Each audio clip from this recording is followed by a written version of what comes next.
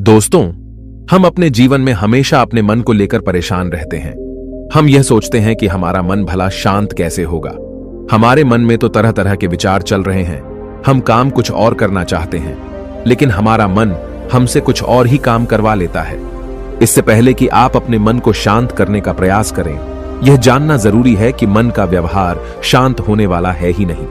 अगर मन शांत होने वाला हो सकता तो इस दुनिया में सभी के मन शांत हो गए होते और हर कोई अपना जीवन सुखी सुखी बिता रहा होता। फिर न तो कोई हंगामा होता और न ही किसी तरह की कोई तकलीफ। सभी का जीवन खुशी खुशी बीत रहा होता। फिर न तो आप और न ही मैं पैसे कमाने के पीछे भाग रहे होते। समस्या तो यह है कि हम ज्यादा से ज्यादा चीजें इकट्ठा करना चाहते हैं, क्योंकि हमें लगता है कि हमारे पास जितनी ज्यादा चीजें होंगी हम उतना ही सुखी रहेंगे। लेकिन वास्तविकता तो यही है कि बाहर की किसी भी चीज में कोई सुख नहीं है और न ही उनमें कोई दुख है। और यही कारण है कि जब हम किसी चीज के पीछे भाग रहे होते हैं, जब हम कोई चीज पाना चाहते हैं, तो उसे पाकर हमें पल भर के लिए खुशी तो मिलती है, लेकिन बाद में हम उस खुशी का एहसास नहीं कर पाते। वह खुशी दुख में परिवर्तित हो जाती है। और इसी प्रकार से हम एक चीज से दूसरी चीज, दूसरी से तीसरी चीज के पीछे लगातार भागते रहते हैं, क्योंकि हमें ऐसा ही लगता है कि यदि हम वह चीज पालेंगे तो हम सुखी हो जाएंगे। लेकिन वास्तविकता में वही सुख हमारे दुख का कारण बन जाता है, जिस कारण हमारा मन बेचैन रहने लगता है। हम उस चीज को पाने के लिए तरह तरह के उपाय करते हैं, जिस कारण हमारा मन और भी बेचैन होने लगता है।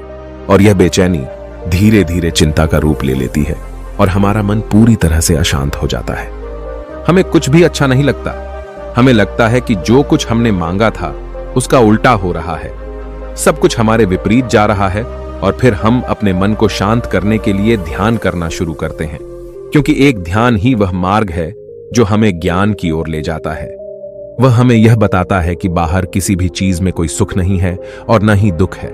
दुख और सुख तो हमारे मन का भ्रम है। यह हमारे मन की एक उपज है, जिसके लालच में हमारा मन हमें यहां वहां भगाता रहता है। जैसे कि महीनों से भूखे एक भिखारी को अगर एक सूखी रोटी भी मिल जाए तो वह उसके लिए सुख है, वह उसके लिए अमृत है। और ठीक उसी के विपरीत यदि किसी धनवान के घर पर 56 प्रकार के भोग भी बन जाए, तब भी वह उसे खाकर तो दुखी ही रहेगा। यह तो उनकी मनस्थिति पर निर्भर करता है। इसे और अच्छे से समझने के लिए आज की जो कहानी मैं आपको सुनाने जा रहा हूं, इस कहानी के माध्यम से आप यह समझ पाएंगे कि हमारे मन की स्थिति क्या है और हम इसे कैसे नियंत्रित कर सकते हैं। तो चलिए बिना किसी देरी के कहानी शुरू करते हैं। एक समय की बात है, एक गांव में एक युवक रहता था जिसका मन बहुत ही अशांत रहता था। वह हमेशा तनाव में रहता। वह अपने मन को शांत करना चाहता था, लेकिन उसे कोई भी उपाय नजर नहीं आ रहे थे। उसके जीवन में कई प्रकार के दुख थे, जिनके कारण वह हमेशा तकलीफ में रहता, तनाव में रहता। एक दिन उसे पता चला कि उसके गांव में एक बौद्ध भिक्षु आए हुए हैं, जो सभी को दुख और सुख पर उपदेश दे रहे हैं। वह युवक तुरंत ही घर से निकला और उनके आश्रम जा पहुंचा। वहां पर पहुंचने के बाद उस युवक ने देखा कि वह बौद्ध भिक्षु सभी गांव वालों को उपदेश दे रहे थे। बौद्ध भिक्षु कह रहे थे कि सभी के जीवन में कोई ना कोई सुख और दुख तो आता ही रहता है, जिस कारण हमारा मन बहुत अशांत रहता है। और एक अशांत मन इस दुनिया का कोई भी सुख नहीं ले सकता। फिर चाहे उसे पूरी दुनिया की धन दौलत ही क्यों न मिल जाए, वह उसे पाकर भी दुखी ही रहेगा। परंतु जिस व्यक्ति का मन शांत है, उसके पास चाहे कुछ भी हो या ना हो, वह हर छोटे पल का आनंद ले सकता है। वह हर पल को खुशी खुशी जी सकता है। इस दुनिया का और इस जीवन का परम सुख भी प्राप्त कर सकता है। इतना कहकर उन बौद्ध भिक्षु ने अपना प्रवचन समाप्त कर दिया और वापस आश्रम की ओर लौट गए। युवक भी उनके पीछे पीछे आश्रम पहुंच गया और इस युवक ने उन बौद्ध भिक्षु से कहा, हे गुरुवर, अभी कुछ देर पहले आप उपदेश दे रहे थे कि एक शांत मन हर पल का आनंद ले पाता है, हर पल को सुखी सुखी जी पाता है। लेकिन इस दुनिया में सभी के पास मन है और सभी के मन अशांत है, तो ऐसे में भला अपने जीवन को कोई सुखी सुखी कैसे जी सकता है। इस दुनिया में शांत मन किसी के पास नहीं। मेरे पास भी एक ही मन है और वह भी शांत नहीं है। गुरुवर, क्या आप बता सकते हैं कि मैं अपने इस मन को कैसे शांत करूं? तभी बौद्ध भिक्षु ने उस युवक को ध्यान के बारे में समझाया, ध्यान के फायदे बताए और उसे कहा, बेटा, ध्यान करने से हमारा मन शांत हो जाता है। हम विचारों के दलदल से बाहर आने लगते हैं और इस कारण हमारे जीवन में सुख उत्पन्न होने लगता है।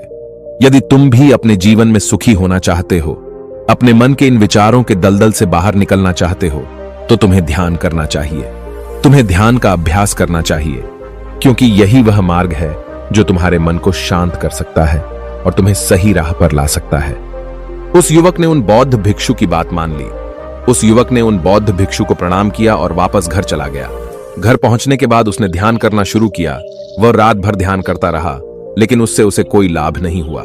इस कारण वह अगली सुबह फिर से उन बौद्ध भिक्षु के पास पहुंचा और उन बौद्ध भिक्षु से कहता है, गुरुवर, आपके कहे अनुसार मैंने रात भर ध्यान किया है, लेकिन उससे मुझे कोई लाभ नहीं हुआ। मेरा मन तो अभी भी अशांत है।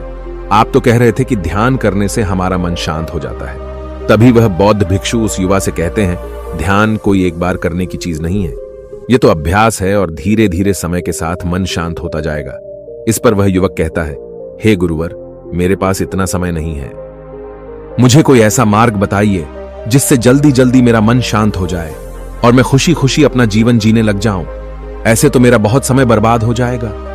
मुझे कुछ ऐसा बताइए गुरुदेव, जिससे मेरा मन आज के आज और अभी शांत हो जाए, जिससे मैं सुख की अनुभूति कर पाऊं, मुझे सुकून मिले। उस युवक की यह बात सुनकर बौद्ध भिक्षु मुस्कुराने लगे। उन्होंने उस युवक से कहा, बेटा, मेरे पास तुम्हारे लिए कुछ ऐसा है जिससे तुम्हारा मन अभी के अभी शांत हो जाएगा। इतना कहकर वह बौद्ध भिक्षु अपने आश्रम में गए और अंदर से एक घड़ा लेकर आए और उस युवक को थमाते हुए कहते हैं, जाओ और पास की बह रही उस नदी से इस घड़े में पानी भर कर लाओ। उन बौद्ध भिक्षु के इतना कहने के बाद उस युवक ने वह घड़ा हाथ में ले लिया और नदी की तरफ जाने लगा। उसके बाद मन ही मन सोच रहा था कि लगता है यह गुरु पागल है, इन्हें कुछ नहीं पता। भला यह घड़ा मेरे जीवन में शांति कैसे ला सकता है? यह मेरे मन को शांत कैसे कर सकता है? लेकिन उसके पास और कोई रास्ता नहीं था, जिस कारण उसने घड़ा लिया और पास वाली नदी के पास पहुंच गया। उसने उस नदी में से उस घड़े में पानी भरना शुरू किया, लेकिन जैसे ही उस व्यक्ति ने उस घड़े को नदी से बाहर निकाला तो उस युवक ने देखा कि उस घड़े के चारों ओर छोटे छोटे छेद हैं, जिससे पानी तेजी से बाहर की ओर निकल रहा था। उसने लगातार कई बार प्रयास किए, लेकिन काफी बार कोशिश करने के बाद भी वह उस घड़े को पूरा नहीं भर पाया और थक हार कर उन बौद्ध भिक्षु के पास वापस लौटा और क्रोधित होकर कहता है, गुरुवर, आपने यह कैसा घड़ा दिया है? इसके चारों तरफ तो छेद है। भला मैं इसमें पानी कैसे भरकर ला सकता हूं? जब भी मैं पानी भरता हूं, इस घड़े के छेदों से सारे पानी बाहर निकल जाते हैं। इस घड़े को मैं पूरा नहीं भर सकता। तभी वह बौद्ध भिक्षु उस युवक को शांत कराते हुए कहते हैं, बेटा, शांत हो जाओ। तुम्हें तुम्हारे प्रश्न का जवाब ही तो दे रहा हूं, और यदि तुम क्रोधित अवस्था में इस जवाब को सुनोगे तो इसे समझना तुम्हारे लिए मुश्किल हो जाएगा। इसलिए शांत हो जाओ और मेरी बात समझने का प्रयास करो। ये जो घड़ा मैंने तुम्हें दिया है, इसे अपना मन समझो, और मन केवल दो ही प्रकार से शांत हो सकता है। पहला यह कि तुम उसे लबालब पूरा भर दो और उसमें कुछ भी और आने जाने की जगह न बचे। क्या तुम इस घड़े को इस प्रकार भर सकते हो? इस पर वह युवक कहता है, हे गुरुवर, मैं इस घड़े को लबालब नहीं भर सकता, क्योंकि जब भी मैं इसमें पानी भरता हूं, सारा पानी तो छेद से बाहर निकल जाता है। तभी वह बौद्ध भिक्षु उस युवक से कहते हैं, ठीक इसी तरह हम भी अपने मन को कभी नहीं भर सकते। हम जितना इसमें डालते जाएंगे, वह सब कुछ हमारे शरीर के द्वारा बाहर आता रहेगा। फिर चाहे वह क्रोध हो, प्रेम हो या फिर दया, हम जो भी अपने अंदर आने देते हैं, वही हमारे अंदर से बाहर भी आता है। और इसीलिए मैंने तुम्हें छेदों वाला घड़ा दिया, क्योंकि ये हमारी मन के जैसा ही है। और जब हम इस मन को बस भरना चाहते हैं, तब तुम अपना समय बेकार कर रहे हो। क्या तुम्हें एक पल के लिए भी ये नहीं सोचा कि इसी प्रकार तो तुम अपने मन को भरने में भी लगे हुए हो? क्या इससे तुम्हारा समय बर्बाद नहीं हो रहा? क्या इससे तुम्हारा जीवन बर्बाद नहीं हो रहा? क्योंकि जिस भी चीज से तुम अपने मन को भरोगे, वह तो बाहर निकल ही जाएगी। उस युवक को अपनी गलती का एहसास हुआ। वह तुरंत उन बौद्ध भिक्षु के चरणों में गिर गया और उन बौद्ध भिक्षु से कहता है, गुरुवर, आपने सच कहा। मैंने कभी भी इसके बारे में नहीं सोचा कि मैं अपना जीवन अपने आप ही बर्बाद कर रहा था। ठीक है, मैं तो इस बात से अनजान था, लेकिन आज आपने मेरी आंखें खोल दी। परंतु गुरुवर, अगर यह मन को पूरी तरह भरने का पहला तरीका मन को शांत नहीं कर सकता, तो मन को शांत करने का दूसरा तरीका कौन सा है? गुरुवर, मुस्कुराते हुए उस आदमी से कहते हैं, दूसरा तरीका है कि अपने मन को पूरी तरह खाली कर दो। इस पर वह व्यक्ति कहता है, गुरुवर, आप ही मुझे बताइए कि मैं अपने मन को खाली कैसे कर सकता हूं। तभी बौद्ध भिक्षु कहते हैं, बेटा, यह तो बहुत ही सरल है। बाहर का कूड़ा अपने भीतर मत जाने दो। इस प्रकार तुम्हारा मन अपने आप ही खाली हो जाएगा। वह व्यक्ति कुछ देर सोच विचार करने के बाद बौद्ध भिक्षु से कहता है, हे गुरुदेव, यह कैसे संभव है? जो भी हम देखते हैं, सुनते हैं, वह हमारे मन में ही तो जाता है, वह हमारे भीतर की ओर ही तो जाता है। फिर मैं उसे कैसे रोक सकता हूं? इस पर बौद्ध भिक्षु मुस्कुराने लगे और उस युवक से कहते हैं, बेटा, मैं तुम्हें यही तो समझाने का प्रयास कर रहा हूं कि मन को केवल ध्यान से ही जीता जा सकता है और एक दिन ध्यान करने से कुछ नहीं होने वाला। हमें इसके लिए समय देना होगा, हमें इसके लिए धैर्य रखना होगा, इसका निरंतर अभ्यास करना होगा। आगे बौद्ध भिक्षु उस युवा से कहते हैं, बेटा, क्या तुम्हें प्यास लगी है? युवक कहता है, हां गुरुवर, मुझे बहुत जोरों की प्यास लगी है। इस पर उन बौद्ध भिक्षु ने उस युवक को पानी पिलाया और कहा, ये लो, पानी पी लो, इससे तुम्हारी प्यास बुझ जाएगी। लेकिन मुझे एक बात बताओ, क्या आज पानी पी लेने से फिर तुम्हें कभी प्यास नहीं लगेगी?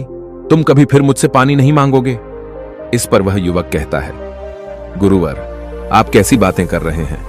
पानी तो हमारे जीवन का एक हिस्सा है, इसके बिना तो हम मर जाएंगे। और आप कह रहे हैं कि आज पानी पी लो और उसके बाद मैं कभी पानी न पीऊं। यह भला कैसे संभव है? प्यास तो हमें रोज आती है और हम रोज पानी पीते हैं, इसके बिना तो हम मर जाएंगे। तभी बौद्ध भिक्षु मुस्कुराते हुए उस युवक से कहते हैं, ठीक इसी प्रकार एक दिन के ध्यान से हमारा मन शांत नहीं हो सकता। उसे भी रोज भूख लगती है और उसे रोज रोज हमें आहार भी देना पड़ता है। उसे भी रोज पानी पीने की जरूरत पड़ती है और ठीक उसी प्रकार हमें हर दिन ध्यान करने की भी जरूरत पड़ती है। और जब हम निरंतर ध्यान करते हैं, इसका अभ्यास करते हैं, तो देखते ही देखते हमारे मन की भूख शांत होने लगती है और एक समय पर हमारा मन सारे विचार उत्पन्न करना बंद कर देता है। तब वह बाहर से कुछ भी ग्रहण नहीं कर पाता और जो कोई भी विचार हमारे भीतर है, वह सारे विचार देखते ही देखते समाप्त हो जाते हैं और इसी प्रकार धीरे धीरे हमारा मन शांत होने लगता है। आगे वह बौद्ध भिक्षु उस युवक से कहते हैं, बेटा, तुम ही तो कह रहे थे कि तुमने रात भर ध्यान किया है, लेकिन उसके बाद भी तुम्हारा मन शांत नहीं हो रहा। बेटा, तुम चाहो तो 1 घंटे के लिए ध्यान कर सकते हो, चाहो तो पूरा दिन भर तुम ध्यान करो, लेकिन इसका लाभ भी तुम्हें उतना ही मिलेगा। अर्थात मान लो तुम 1 दिन के लिए ध्यान करते हो तो इससे तुम्हारे मन को भी शांति केवल कुछ समय के लिए ही मिलेगी। यह हो सकता है कि वह 1 घंटे के लिए शांत रहे या फिर केवल कुछ क्षणों के लिए, लेकिन वह शांत अवश्य होगा। लेकिन जैसे ही उसे फिर से भूख लगेगी, वह फिर से अशांत हो जाएगा और फिर से यहां वहां भागने लगेगा और वह अपने विचारों की तलाश में आगे बढ़ेगा, क्योंकि उसे भी तो भूख लगी है, उसे भी तो खाना चाहिए, उसे भी तो पानी चाहिए। जैसे कि जब तुम्हें भूख लगती है तुम अशांत हो जाते हो, क्योंकि तुम्हें भोजन चाहिए, पानी चाहिए, ताकि तुम अपने पेट की भूख को मिटा सके और तुम्हें शांति मिले। इस पर वह युवक कहता है, आप सत्य कहते हैं, मैं ही गलत था, मेरी ही गलती है।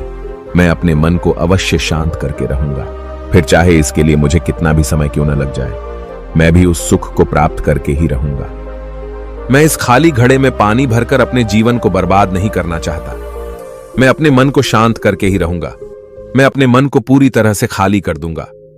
इतना कहकर उस युवक ने उन बौद्ध भिक्षुओं को प्रणाम किया और वापस अपने घर की ओर लौट गया। दोस्तों, हम लोगों के जीवन में भी कई प्रकार की समस्याएं हैं और हम उन समस्याओं का समाधान करना चाहते हैं और अंत में हमें जो मार्ग मिलता है वह ध्यान है। हम ध्यान तो करना चाहते हैं, लेकिन हम उसके परिणाम को तुरंत पाना चाहते हैं।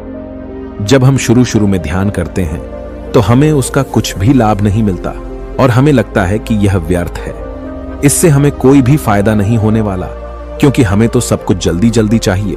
लेकिन वास्तविकता तो यही है कि ध्यान सब्र और समय मांगता है और साथ ही उसे शांति भी चाहिए।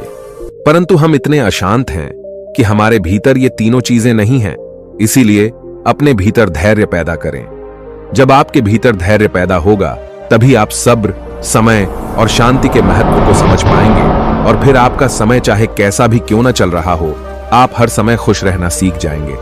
अगर आपका मन अशांत है तो यह किसी और के हाथों में नहीं है कि वह आपके मन को शांत कर सके। यह तो आपके हाथों में है कि आप अपने मन को किस प्रकार और कितनी देर तक के लिए शांत कर सकते हैं। दोस्तों, आपने आज के इस वीडियो से क्या सीखा वह मुझे आप कमेंट में बता सकते हैं। इसी के साथ में उम्मीद है कि आपको आज की वीडियो पसंद आई होगी, तो इस वीडियो को उस इंसान को शेयर करें और उसी के ठीक बाद चैनल को सब्सक्राइब करें। तो चलिए फिर मिलते हैं ऐसी एक और नई वीडियो में। तब तक के लिए अपना ख्याल रखें।